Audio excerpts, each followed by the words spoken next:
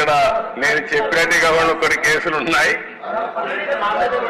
మీ మీద ఉన్నాయి. కేసులు పెట్టిన వాళ్ళు మీరు ఒకసారి లేండి.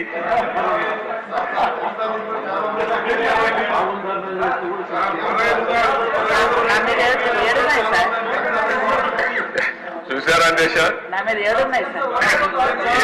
7 కేసులు ఉన్నాయి.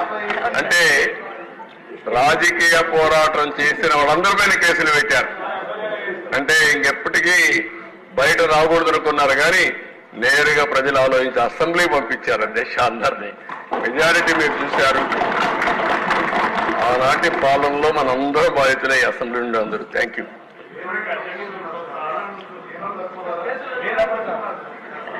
నెక్స్ట్ మీ ఇంట్లో నారాయణ గారు చెప్పినట్టు ఇది నేను చెప్పింది వాళ్ళ పేర్లే ఎక్కువ టైం అవుతుంది చెప్పలేకపోయాను, కానీ ఇంట్లో ఉంటే మన పెళ్ళిళ్ళు పిలిచేవాళ్ళం కుటుంబ సమేతంగా. ఇప్పుడు కుటుంబ పరివారం అందరిపైన కేసులు పెట్టారు. సపరివారం అందరి మీద ఒకరిద్దరు కాకుండా అందరిపైన కేసులు. అంటే ఏ విధంగా హెరాస్ చేశారు. ఈ రాష్ట్రంలో ఎవ్వరు వ్యాపారాలు చేయడానికి వీలు లేదు, ఎవరు బయట రావడానికి వీలు లేదు, ఎవరు మాట్లాడడానికి వీలు లేదు. ఒకవేళ మీరు ఆస్తులుంటే ఆస్తుల్లో కూడా వాటా ఇమ్మంటే ఇవ్వాల్సిందే. ఇలాంటి భయంకరమైన పరిస్థితులు. నారాయణ గారు అయితే కూతుర్లు పెట్టారు, వాళ్ళ మిస్సెస్ పేరు పెట్టారు, అందరినీ వదిలిపెట్టలేదు. లేని వాళ్ళు చాలా మంది తక్కువ ఉన్నారు. ఇక్కడ 20 కేసులు ఉన్నాయి.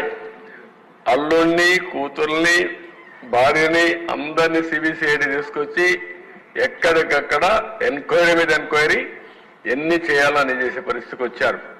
ఇప్పుడే ఒక చంద్రమోహన్ రెడ్డి గారు చెప్తున్నారు, కేసులు లేని వాళ్ళు పుణ్యాత్ములు, వాళ్ళకు బోనస్ అది ఎవరున్నారు పైకి లేవని ఒకసారి చూపించడానికి.